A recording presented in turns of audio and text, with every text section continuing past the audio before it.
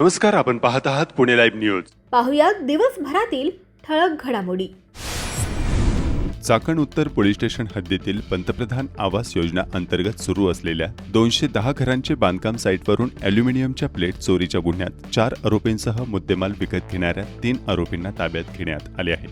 त्यांच्याकडून 31,10,000 रुपयांचा मुद्देमाल चाकण उत्तर पोलिसांनी हस्तगत केला आहे. या प्रकरणी रामरक्षा उर्फ राजू धर्मराज पासवान वय वर्ष 40, राहणार बारजे पुणे, स्वराज्य शांताराम कालापाड वय वर्ष 23, राहणार येलवाडी, मूळ राहणार वाशिम, स्वप्नील शांताराम कालापाड वय वर्ष 25, राहणार येलवाडी, मूळ राहणार वाशिम, अक्रम रफिक उल्ला खान वय वर्ष 28, सध्या राहणार येलवडी, मूळ राहणार उत्तर प्रदेश व एक चोरीच्या मालाची खरेदी करणारा खरेदीदार यांना या प्रकरणी अटक करण्यात आली आहे. चाकण नगर परिषद हद्दीत राक्षेवाडी येथील प्रधानमंत्री आवास योजना अंतर्गत 210 घरांचे बांधकाम सुरू आहे. या बांधकाम साईटवरून चोरट्यांनी 20 लाख रुपये किमतीच्या 280 स्क्वेअर मीटर ॲल्युमिनियमच्या बांधकामासाठी आणलेल्या सेंट्रिंग प्लेटची चोरी केली. या प्रकरणी चाकण उत्तर पोलीस ठाण्यात 18 एप्रिल 2026 रोजी गुन्हा दाखल करण्यात आला होता.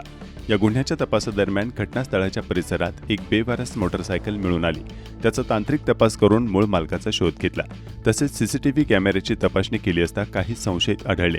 त्यानंतर या गुन्ह्याचा छडा लावण्यात पोलिसांना यश आले आहे. यातील 4 आरोपींना अटक करण्यात आली असून ॲल्युमिनियमच्या प्लेटची चोरी करून एकास विकण्यात आल्या. संबंधित खरेदीदारास या प्लेट चोरीच्या असल्याची माहिती असूनही त्यांनी त्या खरेदी केल्या, त्यामुळे त्यालाही अटक करण्यात आली आहे.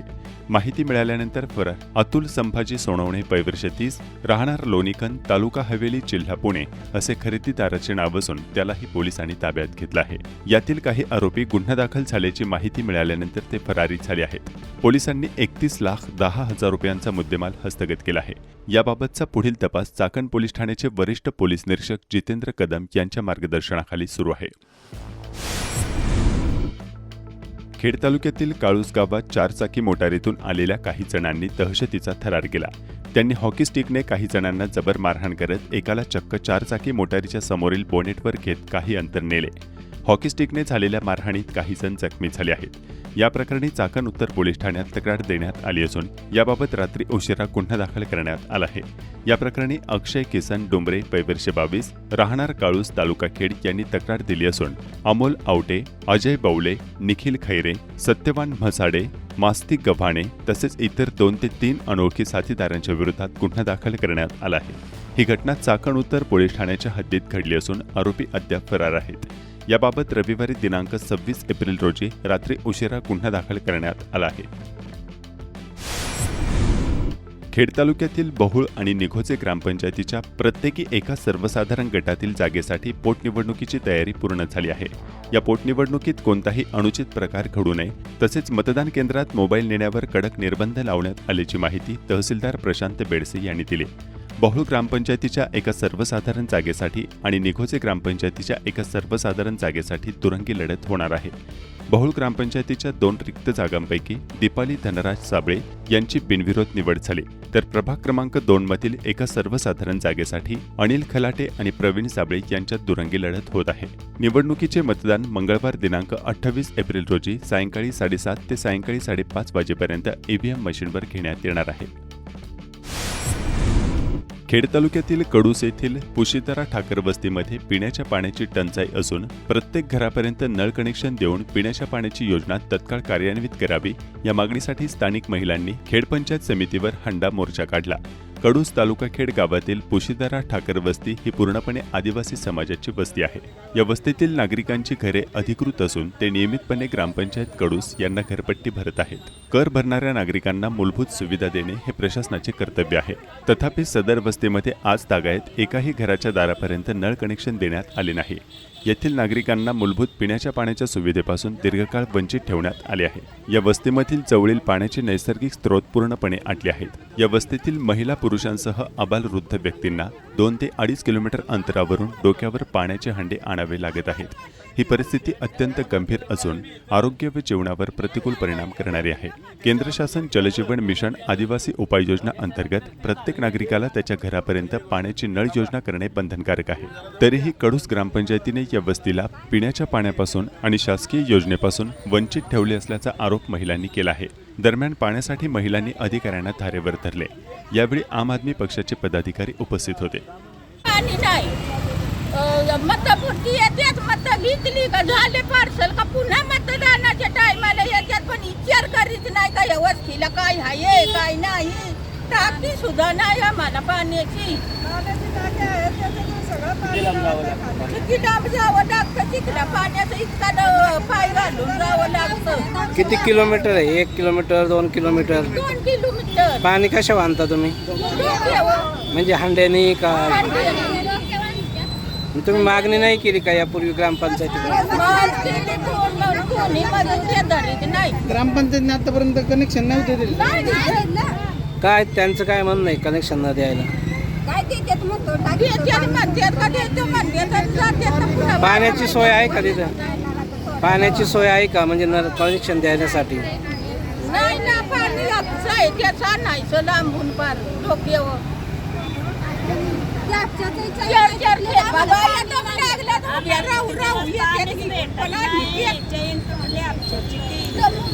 तुमचं नाव काय आहे? कोणचं नाव तुमचं? बाबाबाई पारडी।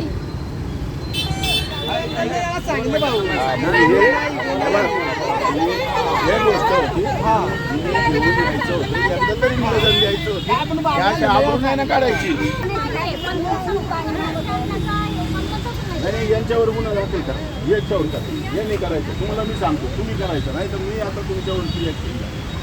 काय कारण नाही आमचं? अहो पण आम्हाला एवढ्या दिवसापासून पाण्यापासून वंचित काय ठेवलंय? विषय तो त्यांचा त्यांच्या मार्गावर आहे, तू यांची दिशाभूल करतो एवढं। शंकरने काय होणार आहे तुम्हाला? तुम्ही हे केलं का? तुम्ही सांगितलं का? ऐका, तुम्ही सांगितलं का कधी? तुम्ही सांगितलं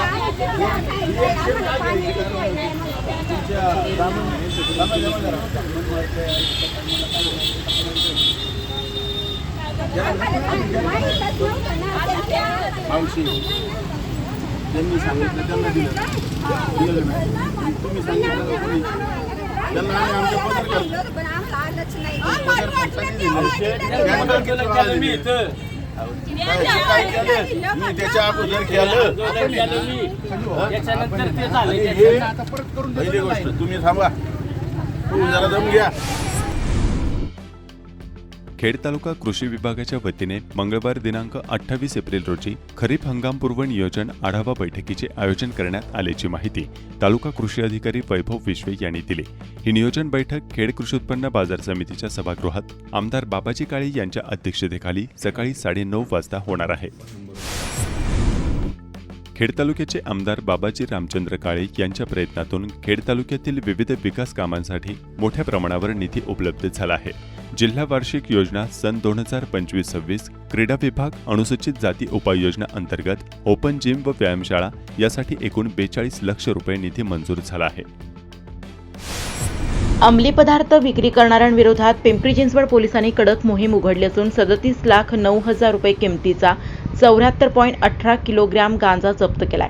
या प्रकरणी एका आरोपीला अटक करण्यात आली असून त्याच्या साथीदाराचा शोध सुरू आहे। दिनांक 16 एप्रिल 2026 रोजी रात्रीच्या वेळी पोलीस आयुक्तालय हद्दीत पेट्रोलिंग दरम्यान एका निर्जन स्थळी काळ्या रंगाच्या शाईन मोटारसायकलवर एक संशयास्पद इसम पांढरे पोते घेऊन थांबलेला आढळला। पोलिसांनी विचारपूस करण्याचा प्रयत्न केला असता तो पळून जाऊ लागला, मात्र पथकाने पाठलाग करून त्याला शिताफीने पकडले।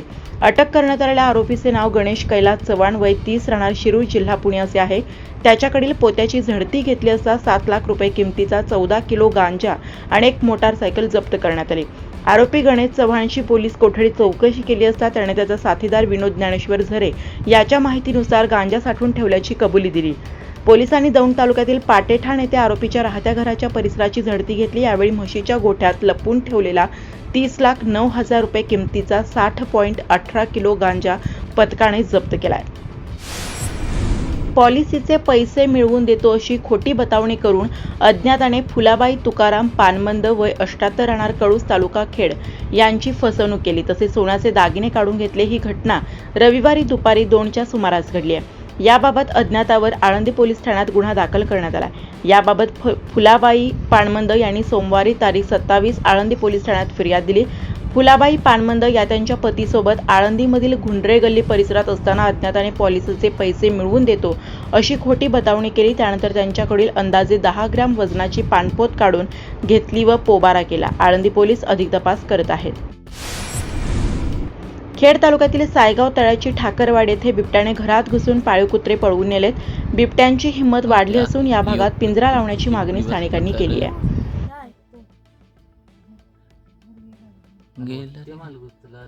ती खुर्ची गुतली तिला.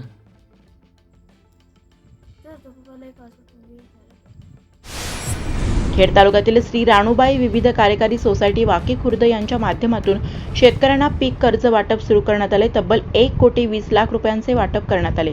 सर्व शेतकरी व संस्थेचे अध्यक्ष, उपाध्यक्ष व संचालक मंडळ उपस्थित होते. चाकण आंबेठाण रस्त्यावर सिग्नलमुळे वाहनांच्या लांबपर्यंत रांगा लागत आहेत. त्यातच काही विद्यार्थी वाहतुकीच्या बसेस अशा अत्यंत धोकादायकरित्या चालवल्या जात असून मोठ्या अपघातांना अशा बसेस निमंत्रण देत आहेत.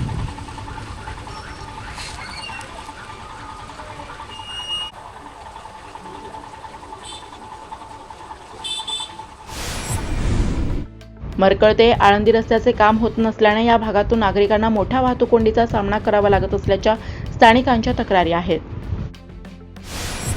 भामा आसखेड प्रकल्पाबाबत उच्च न्यायालयाने विभागीय आयुक्त पुणे यांच्याकडे भामा आसखेड पुनर्वसनाबाबतचा आतापर्यंतचा कार्य अहवाल मागितलाय. त्याची सुनावणी मंगळवारी दिनांक 28 एप्रिल 2026 रोजी उच्च न्यायालयात होणार आहे. मी ॲडव्होकेट लेंगरे वायबी माननीय उच्च न्यायालयामध्ये भामा आसखेड प्रकल्पातील प्रकल्पग्रस्तांच्या वतीनं याचिका दाखल केलेली होती. सदर याचिकेच्या सुनावणी दरम्यान कोर्टाला माननीय उच्च न्यायालय जे भामा आसखेड प्रकल्प जो आहे तो जवळजवळ 17 गावं बाधित झालेले आहेत आणि 55 गावांचं जे लाभक्षेत्र होतं 38,000 हेक्टर आणि त्या लाभक्षेत्रामध्ये प्रकल्पग्रस्तांचं पुनर्वसन करण्याचं नियोजित केलेलं होतं. परंतु दरम्यानच्या काळामध्ये शासनाने सदरचा जो प्रकल्प आहे तो बिगर नॉन इरिगेटेड प्रकल्पासाठी Pune municipal corporation, Chinchwad municipal corporation, MIDC आणि इतर गावांच्यासाठी पिण्याच्या पाण्यासाठी त्यांनी डायव्हर्ट केल्यामुळे प्रकल्पग्रस्तांच्या मध्ये जे शाश्वत जे पाणी मिळणार होतं आणि प्रकल्पग्रस्तांचं जे पुनर्वसन होणार होतं त्याला मोठ्या प्रमाणामध्ये शासनाकडून शासन धोरणानुसार सदरचं पाणी हे बिगर शेतीसाठी नियोजित केल्यामुळे प्रकल्पग्रस्तांच्या पुनर्वसनामध्ये मोठ्या प्रमाणामध्ये अडचणी येत आहेत. अशा परिस्थितीमध्ये प्रकल्पग्रस्तांचं पुनर्वसनही होत नाहीये. त्यांची घरे गेलेली आहेत, त्यांच्या जमिनी गेलेल्या आहेत. परंतु अनेक वर्षापासून सदर प्रकल्पग्रस्त हे कोर्टामध्ये जात आहेत, अधिकाऱ्यांच्याकडे जात आहेत, परंतु त्यांचं पुनर्वसन होत नाहीये. माननीय उच्च न्यायालयाने या संदर्भातील एका याचिकेमध्ये या सर्व बाबी यांचं प्रकर्षाने जाणून घेऊन माननीय आयुक्त यांना सदर प्रकल्पग्रस्तांचे पुनर्वसन करण्यासंदर्भात जी कार्यपद्धती अवलंबलेली आहे ती कार्यपद्धतीचा अहवाल पूर्ण सादर करण्यास सांगितलेला आहे. आणि जवळजवळ 1414 प्रकल्पग्रस्त आहेत आणि त्या 1414 प्रकल्पग्रस्तामध्ये किती प्रकल्पग्रस्तांचं पुनर्वसन करण्यात आलं, किती प्रकल्पग्रस्त अजून पुनर्वसन करण्याचं बाकी आहे, तसेच किती लोकांना त्याच्यामध्ये नुकसान भरपाई देण्यात आलेली आहे. तर या संदर्भातला एकंदरीत सर्व अहवाल जो आहे तो माननीय उच्च न्यायालयाने मागितलेला होता आणि सदरच्या प्रकरणाची सुनावणी दिनांक 28 एप्रिल 2026 रोजी ठेवण्यात आलेली आहे. सदर याचिकेमध्ये महाराष्ट्र शासनाच्या वतीने व माननीय अतिरिक्त जिल्हाधिकारी व DRO यांच्या वतीने प्रतिज्ञापत्र दाखल करून जवळजवळ 200 हेक्टर जमीन शिल्लक आहे. परंतु शासन जोपर्यंत यास मंजुरी देत नाही तोपर्यंत आम्ही प्रकल्पग्रस्तांना जमिनी वाटू शकत नाही अशा प्रकारचा मत व्यक्त केलेलं आहे. त्यामुळे त्यांना लागणारी जी एकंदरीत जमीन आहे ती अजून 500 हेक्टर जमीन आवश्यक आहे. परंतु 500 हेक्टर जमिनीच्या बाबतीमध्ये शासनाने यापूर्वी जी कार्यवाही करणं अपेक्षित होतं, जे 38,000 हेक्टरचं जे लाभक्षेत्र होतं त्यामधून जे संपादित जमीन करणे गरजेचं होतं त्या केलेल्या नसल्यामुळे प्रकल्पग्रस्तांच्या पुनर्वसनामध्ये मोठ्या प्रमाणात अडथळा निर्माण होत आहे आणि त्यामुळे शासन स्तरावरून या बाबतीमध्ये योग्य ते पावलं उचलणं अपेक्षित आहे. गोसन्मान आवाहन अभियानाला प्रतिसाद देत मोहिनी एकादशीच्या दिवशी गोमातेला राष्ट्रमाता दर्जा मिळावा आणि पूर्ण भारतभरात गोवंश हत्या बंद व्हावी यासाठी राजीवनगर तालुका खेड येथे तहसीलदार आणि पोलीस उपविभागीय अधिकारी अमोल मांडवे यांना निवेदन देण्यात आले. चाकणजवळील जंबूकर वस्ती खराबवाड येथे डॉक्टर बाबासाहेब आंबेडकर जयंती मोठ्या उत्साहात साजरी करण्यात आली.